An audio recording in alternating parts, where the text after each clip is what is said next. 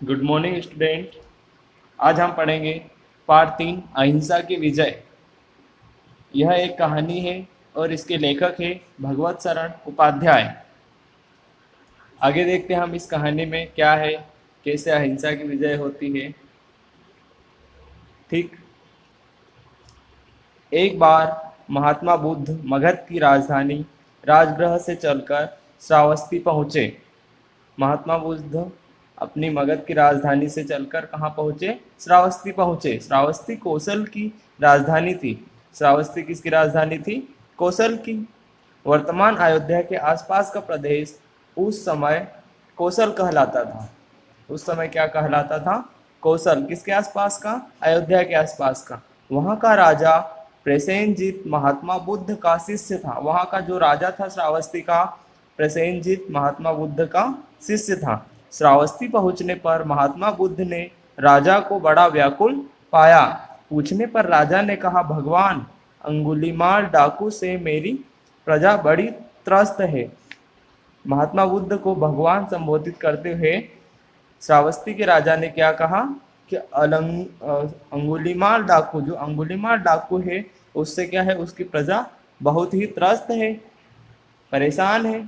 इसी से मैं बहुत चिंतित हूँ और इसी की वजह से मैं बहुत चिंतित हूँ। क्या करूँ, कुछ समझ में नहीं आ रहा।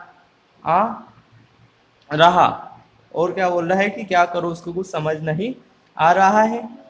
फिर आगे क्या बोलते हैं, महात्मा बुद्ध ने राजा को धीरज बधाया और कहा कि मैं तुम्हारी चिंता दूर करूंगा।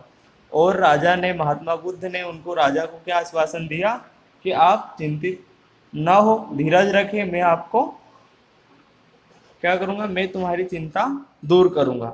फिर आगे क्या होता, अंगुलीमाल बड़ा भयंकर डाकू था।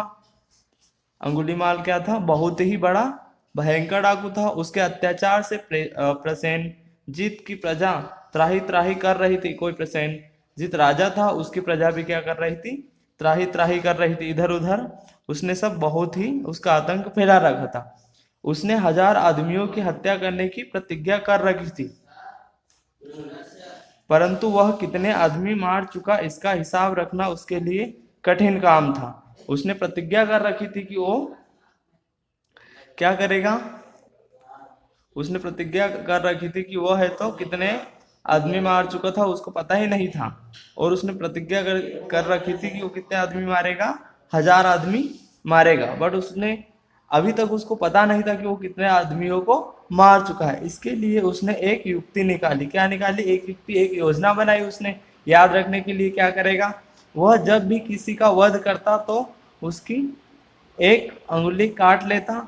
इस प्रकार उसके पास अंगुलियों की एक माला सी बनती जा रही थी, जिसे वह गले में डाले रहता था। और गिनने के लिए क्या करता था, जिसको भी मारता था उसकी एक उंगली काट कर अपने पास रख लेता था और गले में टांग लेता था। तो उससे उसको क्या पता चल जाता था कि अभी मैंने कितने व्यक्तियों को मार चुका हूँ। जब तक 1000 व्यक्ति नहीं होंगे उसकी प्रतिज्ञा पूरी नहीं होगी। तो वो क्या कर रहा था, लोगों को मारते जा रहा था। इसी कारण उसका नाम अंगुलीमाल पड़ गया था और इसी कारण उसको क्या बोलते थे, अंगुलीमाल डाकू नाम दिया गया था, पड़ गया था। अंगुलीमाल का नाम सुनकर देश के लोग कांप उठते थे। इतना उसका भय था कि उसका नाम सुनते ही लोग कांप उठते थे। जिधर से वह निकल जाता उधर चीख पुकार मच जाती। उसकी क्रूरता की कहानियां दूर दूर के देशों में भी फैली हुई थी। उसकी क्रूरता मतलब वो इतना अत्याचारी बन गया था कि उसका इतना भय हो गया था कि आसपास के राज्यों में भी, मतलब जहां से भी वह निकलता था, जिधर भी जाता था उधर त्राही त्राही, मतलब उससे लोग डरने लगते थे। बहुत ही भयानक था वो। फिर आगे देखते हैं हम, उसकी क्रूरता की कहानियां दूर दूर के देशों में फैली हुई थी। प्रसेनजीत से विदा लेकर महात्मा बुद्ध उस जंगल की ओर चल पड़े जिसमें अंगुलीमाल रहता था। प्रसेनजीत राजा था। किसका राजा था प्रसेनजीत? यहाँ पे आपको बताया था श्रावस्ती का। किसका? श्रावस्ती का। तो वो क्या करता है, श्रावस्ती के राजा प्रसेनजीत से क्या करता है, विदा लेकर कहाँ चले जाता है? जंगल में चले जाता है, जहाँ पर वो अंगुलीमाल डाकू रहता है। जहाँ से जंगल शुरू होता था वहाँ राजा की ओर से पहरेदार तैनात था, जो उधर जाने वालों को सावधान कर देता था और उन्हें रोक देता था।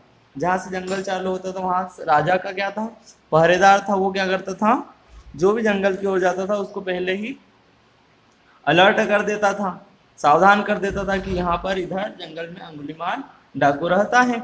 महात्मा बुद्ध भी जब उस ओर चले तो पहरेदार उनके पास पहुंचा, वह जानता था, पहरेदार उसके पास पहुंचा और आगे देखते हैं हम, वह जानता था कि बुद्ध जैसे महात्मा का कोई कुछ नहीं बिगाड़ सकता है। कौन जानता था? जो जंगल के पास क्या कर रहा था, पहरा देता था, राजा के पहरेदार। परंतु वह अपना कर्तव्य समझकर बुद्ध के चरण पकड़कर बोला, महाराज उधर भयंकर डाकू अंगुलीमाल रहता है, उससे प्राणों का खतरा है, कृपया उधर ना जाए। उसका काम था सभी लोगों को सावधान करना कि यहाँ पर अंगुलीमाल डाकू रहता है इस जंगल में। तो वैसे ही उसने महात्मा बुद्ध को भी क्या किया, सावधान कर दिया। अब आगे देखते हैं, महात्मा बुद्ध हंसे और उन्होंने पहरेदार के सिर पर हाथ फेरते हुए कहा, मेरे लिए किसी प्रकार की चिंता न करो। फिर वे आगे बढ़ गए। इतना वो सांत्वना देते हुए पहरेदार को कि मेरे लिए किसी प्रकार की चिंता न करो, और उनके सिर पर हाथ फिराते हुए पहरेदार की ओर वो आगे बढ़ गए। दोपहर का समय था, चारों ओर पेड़ों ने छाया कर रखी थी, जंगल की राह चलना आसान नहीं होता। महात्मा बुद्ध भी कुछ थके थके से लग रहे थे, पर वे रुके नहीं, आगे बढ़ते गए। उनका हृदय संसार के कष्टों को देखकर दुखी था, परंतु अपने ज्ञान से उनके मुख पर सदैव मुस्कान रहती थी और ललाट सदा चमकता रहता था। क्या था वो? है तो दुनिया के कष्टों से बहुत ही उनका हृदय भर गया था और वो जंगल की ओर चले जा रहे थे, थके हारे लग रहे थे, दोपहर का समय था और पेड़ों की छाया भी थी, बट वो रुके नहीं और अपने हृदय में उनको भी कुछ कष्ट था, हृदय था दुनिया वालों से, मतलब इस संसार से। तो वो क्या, उसी को सोचते हुए और आगे चले गए। बट उनके पास इतना ज्ञान था कि उस ज्ञान के अभाव में उनके चेहरे पर हमेशा मुस्कान रहती थी और उनका चेहरा हमेशा चमकता रहता था। अब आगे देखते हैं, आदमी आदमी को मारता क्यों है? अब क्या उनके दिमाग में प्रश्न उठा होगा कि आदमी आदमी को मारता क्यों है, जीव जीव को देखकर प्रसन्न क्यों नहीं होता? इन्हीं बातों पर विचार करते हुए महात्मा बुद्ध जंगल की राह बढ़े जा रहे थे कि अचानक उन्हें कोई कठोर और भारी आवाज सुनाई दी, ठहर जा। ऐसा सब सोचते सोचते उनको एक आवाज, जंगल में सन्नाटा होता है और पक्षियों की आवाज होती है, बट उनको एक आवाज सुनाई दी, ठहर जा। ध्यानमग्न होने के कारण महात्मा बुद्ध आगे ही बढ़ते गए। थोड़ी देर में वे यही शब्द फिर सुनाई पड़े, ठहर जा। वो तो इन सब बातों में सोच रहे थे कि आदमी आदमी को क्यों मारता है, और ध्यानमग्न थे, एक ध्यान लगा हुआ था और वो आगे बढ़ते चले जा रहे थे। फर्स्ट टाइम तो उनको ठहर जा वाली आवाज को उन्होंने ध्यान नहीं दिया, पर सेकंड टाइम क्या, वापस से आवाज है, ठहर जा। महात्मा बुद्ध रुक गए। सेकंड टाइम जब जैसे उन्होंने माइंड किया कि कोई आवाज मेरे को आई है, तो वो क्या हुए, रुक गए वहीं पर। तुरंत ही घनी झाड़ियां चीरती हुई एक विकराल मूर्ति आ खड़ी हुई। ऊंचा कद, काला शरीर, भयानक चेहरा, लाल आंखें, बिखरे बाल, बड़ी बड़ी मूछें, लंबी मजबूत भुजाएं, चौड़ा सीना और हाथ में कटार। क्या था, कैसा, एक उनके सामने एक मूर्ति सी आकर खड़ी हुई, जिसका क्या था, काला शरीर था, बहुत ही भयानक था, लाल आंखें थी, बिखरे बाल और बहुत ही भयानक था कुल मिलाकर, मजबूत भुजाएं। अब आगे क्या था, निश्चय ही यह मनुष्य नहीं कोई दैत्य था। मतलब उन्होंने यह सोच लिया उनके ज्ञान और चित्त से कि यह कोई मनुष्य नहीं हो सकता, कोई दैत्य या कोई भी राक्षस हो सकता है। उसके गले में अंगुलियों की माला देखकर बुद्ध को पहचानते देर न लगी कि यह अंगुलीमाल डाकू है। जब बुद्ध ने क्या देखा, महात्मा बुद्ध ने, कि उसके गले में अंगुलियों की माला है, तो तब वह तुरंत ही पहचान गए कि यह अंगुलीमाल डाकू है। फिर आगे महात्मा बुद्ध ने उस पर अपनी दृष्टि डाली। उनकी नजर में भय न था, प्यार था। उन्होंने प्रेम पूर्वक उस भयानक डाकू से कहा, वो उस डाकू से डरे नहीं और उनको प्यार से कहा, उस डाकू को, महात्मा बुद्ध ने, मैं तो ठहर गया, भला तू कब ठहरेगा?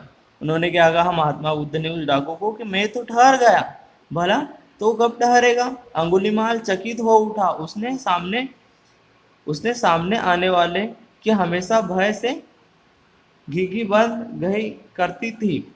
वो क्या सोच रहा था कि हमेशा जब भी मेरे सामने कोई आदमी आता तो वो क्या था, भय के कारण एक बहुत ही भय के कारण एक घिघी सी बन जाती थी।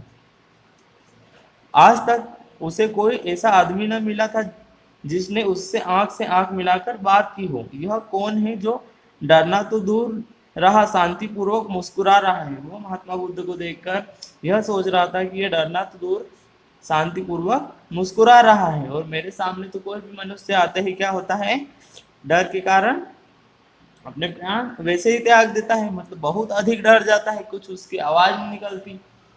फिर महात्मा फिर बोले, बोल कब ठहरेगा तू। और उससे क्या प्रश्न करने लगे कि बोल कब ठहरेगा तू। अंगुलीमाल पर महात्मा की बातों का जादू का सा असर हुआ। अंगुलीमाल डाकू पर महात्मा जी की बातें एकदम जादू सी असर करने लगी। वह विनीत स्वर में बोला, महात्मन मैं आपकी बात नहीं समझ सका। और उन्होंने डाकू ने महात्मा बुद्ध को संबोधित करते हुए कहा कि महात्मा आपकी बातें मैं नहीं समझ सका। आगे देखते हैं, आगे है, बौद्ध बोले, अरे जीवन में तो जन्म से मरण तक वैसे ही बहुत दुख है। क्या बोले उस डाकू को कि जीवन में तो जीवन से मरण तक वैसे ही दुख है, तू उसे अपनी क्रूरता के कारनामों से क्यों बढ़ा रहा है। मैं तो ज्ञान प्राप्त कर बंधन से छूट गया, पर तू जो इस प्रकार मार काट का काम अभी तक करता जा रहा है, इनसे कब छुट्टी लेगा। बोल कब ठहरेगा तू।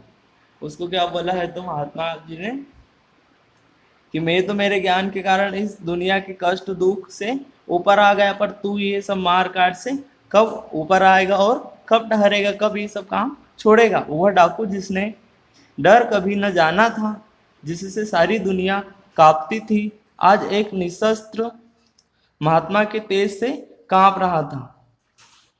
वह डाकू क्या सोच रहा था कि जिससे सारी दुनिया कांपती थी, उससे उसके नाम से ही भयभीत हो जाते हैं। जहां से वो निकलता था, पूरा शहर गांव जिस भी प्रदेश से निकलता था, लोग उसके नाम से कांपते थे। पर इस महात्मा जो निशस्त्र है, जिसके पास कोई अस्त्र शस्त्र नहीं है, उसके बाद भी उसके वचनों से वह डाकू कांप रहा था। सहसा वह बुद्ध के चरणों में गिर पड़ा। और क्या, वह कांपते कांपते महात्मा बुद्ध जी के चरणों में गिर पड़ा और बोला, महात्मन मुझे राह दिखाए, मेरे सामने अंधेरा ही अंधेरा है। वो क्या बोला कि महात्मा मुझे राह दिखाए, मुझे सामने अंधेरा ही अंधेरा है, मतलब उसको कुछ समझ नहीं आ रहा था। बुद्ध ने उसको शांति दया और प्रेम का उपदेश दिया। बुद्ध ने क्या उसको दिया, शांति दया और प्रेम का उपदेश दिया, कुछ बातें कही। अंगुलीमाल की आंखें खुल गई, उसके मन का अंधकार दूर हो गया। जो भी उसके मन में अंधकार था, लोगों के लिए क्रूरता थी, मार काट करता था, ये सब खत्म हो गया। उसने अंगुलियों की माला तोड़ डाली और कटार दूर फेंक दी। जो मार के वो अंगुलियों पे माला पहनता था उसको फेंक दी, और जो जिससे मारता था, जिस कटार से लोगों को, उसको भी फेंक दिया।